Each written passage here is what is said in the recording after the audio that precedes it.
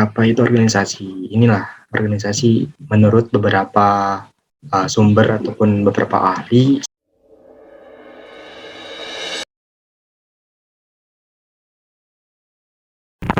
Assalamualaikum warahmatullahi wabarakatuh. Baik, kembali lagi bersama saya Irfansyah di channel saya yaitu Irfansyah. Pada konten kali ini kita akan membahas video ataupun konten yang berbeda dari pertukaran emas merdeka. Tapi untuk pertukaran emas merdeka masih lanjut di video-video selanjutnya. Pada konten kali ini kita akan bahas masih sharing tentang sharing materi ataupun sharing pengalaman pembelajaran materi, di mana materi-materi ataupun pembelajaran yang pernah saya dapatkan ketika saya bersekolah ataupun berkuliah, terutama kuliah sampai sekarang masih berlanjut. Tapi sebelumnya, sebelum membuat video ini saya sempat bingung dari mana terlebih dahulu untuk memulai sharing materi ini. Tapi ada satu kegiatan yang mungkin menurut saya itu kegiatan yang menarik, dan itu merupakan kegiatan yang bisa mengubah hidup saya juga. Itu salah satu kegiatan yang tidak terlepas dari kegiatan pendidikan di sekolah ataupun di perkuliahan, yaitu organisasi. Maka dari itu, pada video kali ini saya akan sharing materi tentang organisasi. Tapi disclaimer terlebih dahulu, karena sharing materi ini adalah materi perspektif ataupun pandangan menurut saya, di mana materi-materi yang saya dapatkan dari guru-guru saya, dosen-dosen saya, dan juga mentor-mentor saya. Maka dari itu, apabila ada perbedaan materi ataupun pemahaman tentang materi-materi yang akan saya sharingkan, itu kembali lagi kepada perspektif teman-teman yang mendengarkan ataupun melihat video ini. Oke, sebelum lanjut, saya akan mengajak teman-teman untuk membantu saya mengembangkan channel ini dengan mensubscribe channel ini, karena dengan subscribe channel YouTube ini gratis, tidak dipungut biaya sama sekali untuk membantu mengembangkan channel ini selanjutnya. Semoga. Oke, Bismillahirrahmanirrahim. Langsung saja dimulai.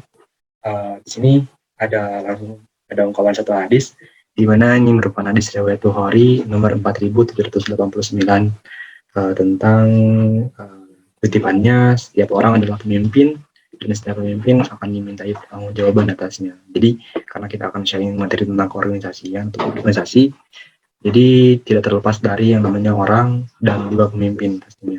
Jadi di sini sudah dijelaskan ya bahwa setiap kita itu adalah pemimpin, setiap kita manusia adalah pemimpin, dan setiap pemimpin akan dimintai pertanggungjawaban atasnya, baik atas diri kita sendiri maupun atas apa yang menjadi amanah terhadap diri kita, diamanahkan kepada diri kita. Jadi jangan sampai bilang bahwa saya bukan pemimpin karena saya tidak memimpin orang. Tapi di sini dijelaskan bahwa setiap orang ataupun setiap kita itu adalah pemimpin, terutama bagi diri kita sendiri. Jadi sudah pasti akan dimintai pertanggungjawaban. Itu yang paling kecilnya, pertanggungjawaban atas diri kita. Oke, lanjut saja. Inilah organisasi. Nah, apa itu organisasi? Apa itu organisasi? Inilah organisasi menurut beberapa sumber ataupun beberapa ahli. Saya mengambil 3 sumber, di mana ini sangat relate menurut saya tentang pengertian dari organisasi. Di mana menurut Griffin tahun 2002, organisasi is a group of people working together in a structured and coordinated fashion to achieve a set of goals. Jadi organisasi adalah sekumpulan orang yang bekerja bersama, di mana dalam struktur ya, dalam sekumpulan orang tersebut terstruktur dan dalam hal terkoordinasi untuk mencapai tujuan bersama.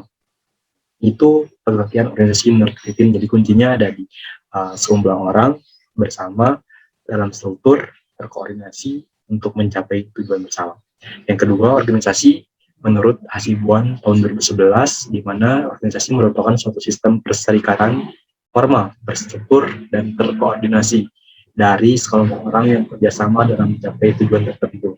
Jadi ini masih relate dengan apa yang disampaikan oleh Griffin, di mana organisasi adalah kata-katanya yaitu masih ada kata sekelompok orang yang bekerja bersama, berstruktur, berkoordinasi, dan juga mencapai tujuan bersama. Jadi kuncinya pengertian organisasi itu adalah kata-kata tersebut. Yang terakhir, yang ketiga, dari James Demany, di mana organisasi adalah bentuk setiap perserikatan manusia mencapai tujuan bersama. Lagi-lagi perserikatan manusia untuk mencapai tujuan bersama. Jadi pastinya organisasi dari 3 ahli tersebut mengungkapkan bahwa organisasi mempunyai tujuan tertentu ataupun tujuan bersama yang ingin dicapai bersama. Lanjut, ada ciri-ciri organisasi. Saya juga mengutip dari Hania Diningrat, di mana organisasi yang pertama ciri-cirinya yaitu ada kelompok orang. Tadi sudah dijelaskan dari Griffin, Sibuan, dan James Damani. Yang kedua, kegiatannya berbeda tapi saling berkaitan. Nah, jadi dalam organisasi tersebut pasti kegiatannya berbeda-beda. Kalau misalnya kegiatan sama, itu mungkin bisa dikatakan sebagai bisa dikatakan masih organisasi, tapi berkaitan. Tapi jika itu berkaitan, itu masih dikatakan organisasi. Jadi di sini kegiatannya berbeda. Tapi yang pastinya kegiatannya berbeda, itu sudah pasti organisasi. Yang ketiga, jelas mempunyai tujuan tadi ya. Ini yang paling besarnya tujuan dari organisasi tersebut. Yang keempat, ada sumbangan usaha ataupun tenaga. Karena ketika tidak ada sumbangan usaha dan tenaga, itu tidak dikatakan sebagai organisasi. Yang terakhir, ada kewenangan dan koordinasi serta pengawasan. Nah, ini poin pentingnya, kewenangan, koordinasi, dan pengawasan. Ini mungkin yang paling beberapa kurang dimengerti ataupun kurang dipahami tentang kewenangan, koordinasi, dan pengawasan. Tapi kedepannya ataupun selanjutnya kita akan bahas tentang kewenangan, koordinasi, dan pengawasan tersebut. Selanjutnya ada sumber daya ataupun resource organisasian. Sumber daya organisasi di sini saya mengutip ada 4 sumber daya organisasi. Yang pertama ada human resource, yaitu sumber daya manusia. Yang kedua financial resource, sumber daya finansial. Yang ketiga ada physical resource, sumber daya fisik.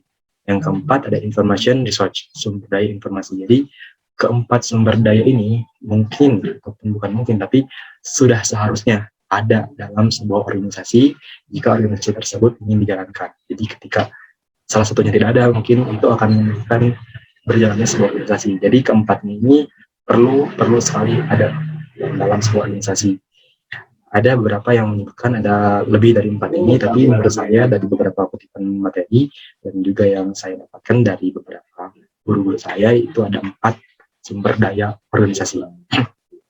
Nah, di sini ada pengorganisasian, di mana tadi ada organisasi, di sini ada pengorganisasian. Apa sih bedanya? Nah, di sini pengorganisasian adalah proses pengalokasian sumber daya yang dimiliki oleh organisasi berdasarkan suatu desain organisasi tertentu.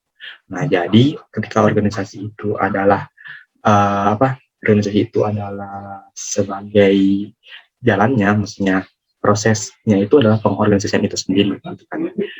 Proses untuk mengalokasikan sumber daya yang tadi, ya human resource, financial resource, physical research, dan juga information research. Jadi prosesnya itu adalah dinamakan pengorganisasian. Ini harus berdasarkan suatu desain organisasi tertentu. Desain organisasi menggambarkan suatu struktur organisasi tertentu. Jadi dalam organisasi itu ada desain organisasi. Mungkin kedepannya kita akan belajar tentang desain organisasi. Selanjutnya di sini ada 4 pilar pengorganisasian. Nah, di sini saya membahas dan disclaimer teman-teman, siapapun yang menonton video ini, di sini saya membahas tentang organisasian ini secara general terlebih dahulu. Tapi untuk kedepannya saya mungkin akan membahas detail ataupun spesifik tentang organisasi itu sendiri. Di sini ada 4 pilar pengorganisasian, yaitu proses pengalokasian tadi. Yaitu yang pertama ada pembagian kerja, division of works. Yang kedua pengelompokan pekerjaan, departmentalization. Yang ketiga ada penentuan relasi antar bagian organisasi ataupun hierarki. Yang keempat ada koordinasi. Jadi yang dinamakan pilar berarti ini sebuah tiang yang nopang di mana pengalokasian organisasi tersebut dijalankan. Selanjutnya ada faktor-faktor yang mempengaruhi struktur organisasi. Jadi tadi sudah dijelaskan bahwa organisasi itu harus dibuat sebuah struktur dengan desain organisasi, dan ada 4 faktor yang mengaruhinya dalam penentuan struktur organisasi. Yang pertama ada strategi, yang kedua ada skala, yang ketiga ada teknologi, yang keempat ada lingkungan. Dan kedepannya kita akan bahas mungkin keempat faktor-faktor ini. Nah, di sini ada perbedaan. Pertama, perbedaan antara organisasi formal dan informal. Organisasi formal ialah suatu organisasi yang memiliki struktur yang jelas, pembagian tugasnya jelas, serta tujuan yang ditetapkan secara jelas. Kalau organisasi yang memiliki struktur bagian yang menggambarkan hubungan kerja, kekuasaan, wewenang yang tadi yang ada di ciri-ciri organisasi, serta tanggung jawab antara pejabat ataupun pengurus dalam organisasi. Sudah pasti tahu bagaimana contohnya organisasi formal, seperti halnya organisasi dalam ketatanegaraan. DPR RI, DPR RI itu termasuk organisasi formal. Adapun organisasi informal adalah suatu jaringan hubungan pribadi dan sosial yang mungkin tidak dilakukan atas dasar hubungan formal. Keberadaannya tidak direncanakan, terjadi atas dasar keakraban dan hubungan baik menyangkut bidang pekerjaan maupun tidak. Nah, ini bisa dicontohkan sebagai organisasi kayak organisasi pecinta sepeda, organisasi pecinta motor. Ini termasuk organisasi informal. Ada organisasi tapi keberadaannya tidak direncanakan, terjadi atas dasar keakraban ataupun hubungan baik yang menyangkut bidang pekerjaan maupun tidak. Organisasi serikat pekerja termasuk organisasi informal. Nah, di sini juga ada perbedaan antara dua organisasi, yaitu for profit dan non profit organization. Untuk organisasi for profit, ini contohnya ada perusahaan besar, PT, CP, dan yang lainnya. Juga ada usaha kecil ataupun UMKM, itu organisasi for profit. Tapi di sini lebih ke UKM mungkin, organisasi yang lebih tingkat menengah. Dan juga startup bisnis, itu termasuk organisasi profit. Dan yang ketiga ada perusahaan internasional. Sudah pasti perusahaan internasional ini semacam perusahaan pelayaran dan lainnya. Dan ada pun organisasi non-profit seperti lembaga pemerintahan, lembaga pendidikan pemerintah, dan juga fasilitas umum masyarakat seperti puskesmas. Dan ini disebutnya organisasi non-profit, dan bisa di-compare ya antara organisasi formal informal, profit dan non-profit itu seperti apa. Mungkin teman-teman nanti bisa mencontohkan. Selanjutnya di sini ada pengertian dari kekuasaan, kewenangan, tanggung jawab, dan delegasi. Keempatnya ini termasuk dari ciri-ciri organisasi. Ciri-ciri yang terdapat dalam organisasi, di mana saling berkesinambungan. Kemudian kita akan membahas pertama yaitu kekuasaan. Kekuasaan adalah kemampuan untuk mempengaruhi orang atau merubah orang atau situasi. Jadi kekuasaan ini adalah kemampuan untuk mempengaruhi. Kuncinya di kemampuan untuk mempengaruhi, itu termasuk kekuasaan. Adapun yang dinamakan sebagai kewenangan merupakan kekuasaan. Jadi ini masih relatif. Kewenangan itu masih kekuasaan. Kekuasaan adalah kemampuan. Kewenangan merupakan kekuasaan formal atau terlegitimasi. Adapun responsibility ataupun tanggung jawab adalah kewajiban untuk melakukan atau melaporkan apa saja yang telah dilakukan sehubungan dengan kewenangan yang telah diberikan. Dan terakhir delegasi. Nah, delegasi juga berkaitan dengan organisasi. Karena pada saat delegasi merupakan proses pengalihan tugas kepada orang lain yang sah atau terlegitimasi dalam melakukan berbagai aktivitas yang ditujukan untuk mencapai tujuan organisasi, dan jika tidak ditimpakan akan menghambat proses pencapaian. Nah, selanjutnya kita akan membahas tentang manajemen dan organisasi. Ini agak sedikit panjang ya, kita akan bahas tentang manajemen dan organisasi. Tapi untuk video kali ini mungkin kita akan stop dulu, udah sampai dengan di sini. Untuk selanjutnya sharing pengalaman ataupun sharing materi selanjutnya, sharing pengalaman lagi. Jadi materi selanjutnya kita akan membahas tentang tadi manajemen dan organisasi. Apa sih hubungan manajemen dan organisasi? Baik, untuk itu mungkin untuk video pertama tentang sharing materi ini sampai di sini terlebih dahulu. Tadi kita akan review ya, di mana pada pembelajaran kali ini sudah tahu apa itu organisasi. Tadi dijelaskan oleh Griffin, jadi kuncinya itu ada pada sekelompok orang bekerja bersama, terstruktur, terkoordinasi untuk mencapai tujuan. Kasih tujuan juga polanya seperti itu, terstruktur, terkoordinasi, ada sekelompok orang bekerjasama dan mencapai tujuan. Begitupun dengan James Demani. Yang kedua ada ciri-ciri organisasi.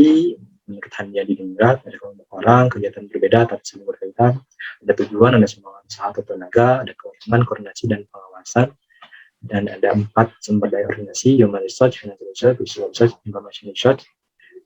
Adapun pengorganisasian adalah proses dari pengalokasian sumber daya yang dimiliki oleh organisasi, disebut pengorganisasian. Nah, 4 pilar pembagian kerja, pengembangan kerja, penanggulangan relasi, dan lagi koordinasi, serta faktor-faktor yang bukan dari struktur organisasi. Jadi ketika menentukan struktur organisasi itu memperhatikan strategi apa yang akan digunakan, skala organisasinya seperti apa, teknologi yang sedang berkembang, dan lingkungannya seperti apa. Itu akan mempengaruhi. tadi. Ini ada formal dan informal serta profit dan non-profit. Dan ini adalah kekuasaan, kewenangan, tanggung jawab, dan delegasi, di mana keempat ini saling berkesinambungan dan berkaitan. Oke, itu saja mungkin dari sekarang yang bisa saya sharingkan tentang organisasi. Semoga bisa bermanfaat ke depannya. Kita akan sharing tadi tentang manajemen dan organisasi. Oke, sekian, semoga bermanfaat organisasi ini. Terima kasih atas perhatiannya. Oke, baik, itulah sharing materi dan juga pengalaman materi yang pernah saya dapatkan tentang keorganisasian. Semoga bermanfaat dan semoga bisa diambil pembelajarannya. Like video ini jika Anda suka, dislike jika tidak suka, komen di bawah jika ada saran atau masukan, dan jangan lupa subscribe video ini. Dan sampai jumpa di next video tentang episode sharing materi selanjutnya. Terima kasih atas perhatiannya. Wassalamualaikum warahmatullahi wabarakatuh. Bye bye.